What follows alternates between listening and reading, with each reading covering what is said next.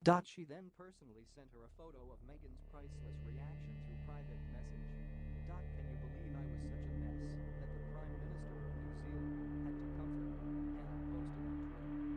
The public walkabout moment was held on Tuesday, the third day of the royal couple's tour of New Zealand.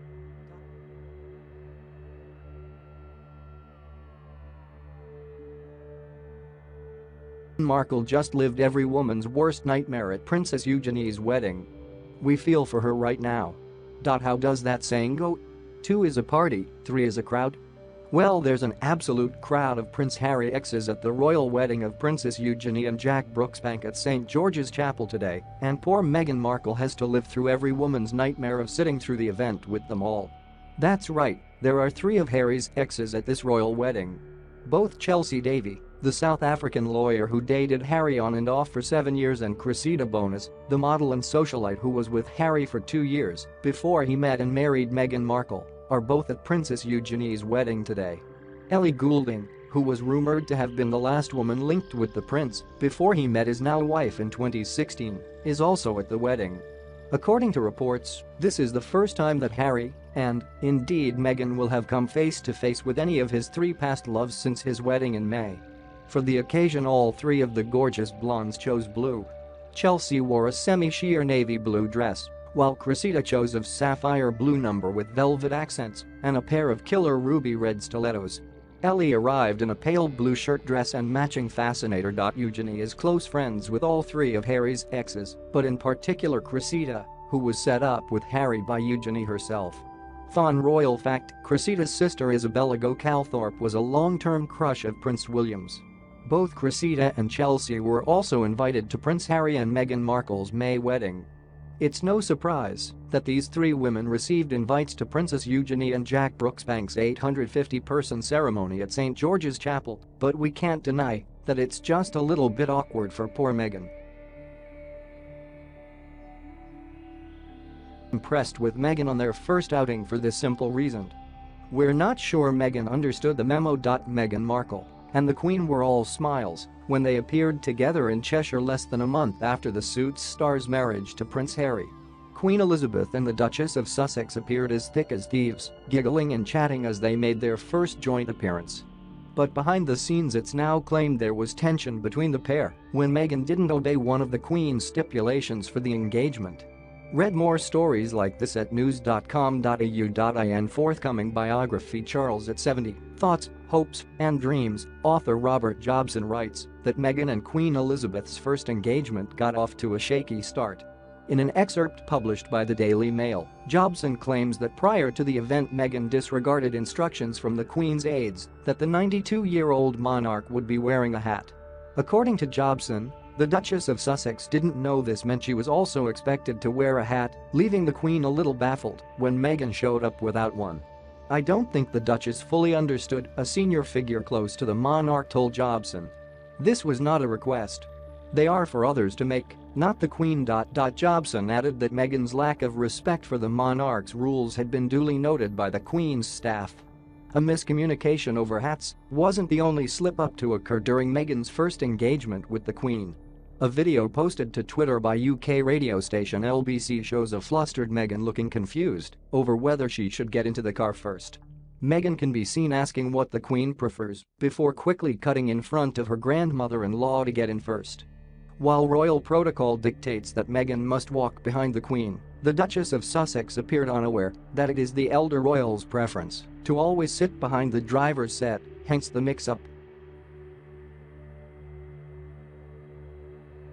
Prince Harry is distancing himself from William. Meghan's pregnancy means a big change for the royal bros relationship. While Meghan Markle's pregnancy is an exciting new chapter for the royal family, it also signals the beginning of a big change in Prince Harry and Prince William's relationship. Multiple media outlets in the United Kingdom are reporting that the brothers, who have been extremely close since their mother Princess Diana's death, are in the process of establishing separate courts in preparation for their different roles in the future. Up until now, William and Harry, and by extension their wives and children, have shared the same media team, secretaries and support staff.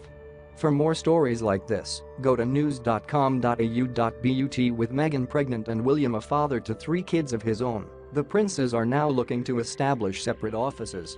The brothers have lent on each other and looked after each other since their mother died. But now they have their own families, they no longer rely on each other as before, a source told the Sunday Times. When Charles becomes king and William becomes the Prince of Wales, the Duke and Duchess of Cambridge's roles will shift towards more formal duties. In contrast, Harry will continue to be free to pursue philanthropic work of his own choice, such as his role with the Invictus Games. A source told the Daily Mail, there is a gulf in the style and approach to the work that William and Kate will increasingly do as future head of state and consort. Plans for an eventual division are believed to have began back in 2013, when their first joint private secretary Jamie Lothar Pinkerton retired, the Daily Mail reports. This the biggest mystery being suppressed by the royal family. Royal fans are questioning Prince William's sus account of Kate's first meeting with the Queen.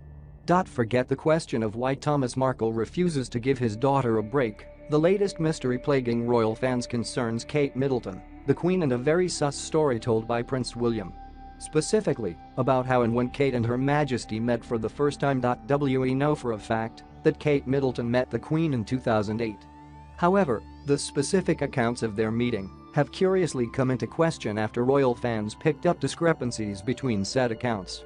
Particularly, they're wondering why William seems to be lying about how the two women met and if his dodgy story masks a deeper, more unpleasant truth. What we also know for sure is that Kate first met the Queen at the wedding of William's first cousin, Peter Phillips, in Windsor. Kate and Wills had been dating for 5 years at this point, and so it was logical for Kate to be finally meeting the Queen. And by her accounts, it went as well as it could. In her engagement interview in 2011, Kate said, "Well, I first met her at Peter and Autumn's wedding, and again it was in amongst a lot of other guests. She was very friendly, and yes, it was fine." At this point, William chimed in and affirmed Kate's account during the interview, saying she was very welcoming. She knew it was a big day and everything was going on with Peter and Autumn. She had wanted to meet Kate for a while, so it was very nice for her to come over and say hello. We had a little chat and got on really well. Seems normal, right? Wrong. His comments imply he was there at their meeting, which is weird because he wasn't at the wedding. At the time of Peter and Autumn's wedding, William was in Africa and Kate attended the wedding in his stead, alone.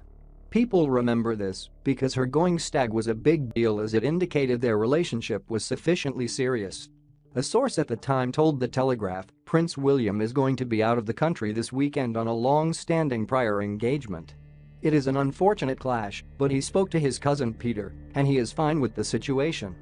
His girlfriend will be going in his absence. It's all a bit whiffy. Wills could have lied out of the nervousness of the whole situation, or his lie gives us a hint at a broader secret that the royals are hiding. It wouldn't be the only one, that's for sure. Even more curious is why it's only being uncovered and reported on now, almost 10 years later. Are they trying to deflect attention from Meghan Markle's family saga, or are things just finally being unraveled? We'll have to wait and see. Mysteries abound. Astonished Meghan finally embraces student she encouraged not to drop out of university despite grueling hospital treatment with messages and support videos on Instagram. A young woman who confided about her health battle with Meghan Markle has met the astonished Duchess of Sussex in person after she spotted her among the crowds in New Zealand. Hannah Sergel was among the huge crowd that turned out to greet Meghan and Prince Harry at the Viaduct Harbour in Auckland on the country's North Island Tuesday. The 20-year-old and Meghan used to message one another on Instagram before the Duchess deleted her account following her engagement to Prince Harry. Before she got together with her now husband, Meghan sent the young woman a short video clip and messages of inspiration encouraging her to be herself and work hard at university. Hannah, who talks about her battle with mental health on Instagram, was left in tears of joy when the Duchess, in a £1,728 custom cream dress by Brandon Maxwell, recognized her among the thousands of adoring royal fans. It came at the end of the final day of their visit, during which the couple were also gifted Maori coats in a traditional ceremony and visited a kiwi hatchery before taking part in a redwood walk.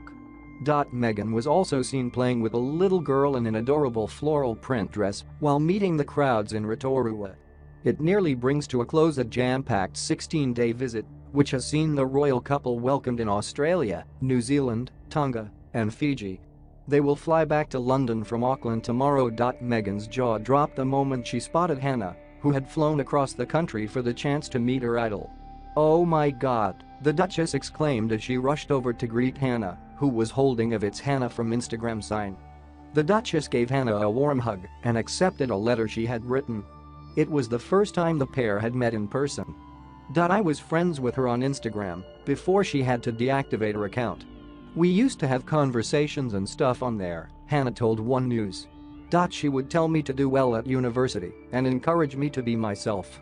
Hannah said she was left so shaky and flustered following the encounter, adding, "Meghan's jaw-dropping reaction means the world to me." The Duchess told Hannah thank you for getting in touch and said she would read my letter that I gave her. Hannah told 9honey she recognized me and knew who I was, so that's why she came over. "She gave me a hug which was incredible. When I first saw her I cried. She's just such an incredible person and I'm just so glad she's happy with Harry," she said. She later posted on Twitter how shocked she was to finally meet her idol. "Can you believe Meghan Markle held me with both her hands then went in for a hug? I'm still in shock," she wrote. "Meghan said come here before hugging me." Hannah has been a fan of the Duchess long. Before she became a royal, she was the co-founder of the Meghan Markle Daily Twitter account in 2015, which bills itself as your #1 source for all things about the Duchess of Sussex, Meghan Markle. Hannah told Daily Mail Australia she first followed Meghan on Instagram in 2015, and the then-actress followed her back in January 2016. She said their initial conversations were mainly just small comments on each other's photos, a couple of well wishes and other small direct messages. Hannah said the Duchess has been an inspirational figure in her life. "She has inspired me to be the best version of myself that I can be," she said. "She has inspired me to keep going when things get tough and to always be kind. I admire her willingness to try new things, her intellect and how she uses her public platform to inspire change within the world." More than 2 years ago, Hannah had posted a video to her Instagram page which was captured by a friend. The footage included a personal message for Hannah: "Sending you lots of love, hope I get to see you soon. Love you so much Meghan Markle, thank you for the lovely video and I hope I get to meet you soon too, cries of happiness," she wrote in a caption accompanying the video. New Zealand Prime Minister Jacinda Ardern had comforted Hannah following the encounter. She then personally sent her a photo of Meghan's priceless reaction through private message. "Can you believe I was such a mess that the Prime Minister of New Zealand had to comfort me," Hannah posted on Twitter. The public walkabout in Auckland was held on Tuesday, the third day of the royal couple's tour of New Zealand. The Duke and Duchess are spending Wednesday in Rotorua before flying home to London.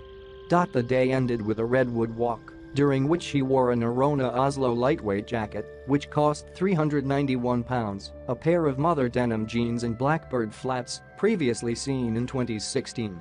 It brings to an end a marathon 16-day tour of Australia, Fiji, Tonga and New Zealand, the first royal tour for the Duke and Duchess since their May wedding.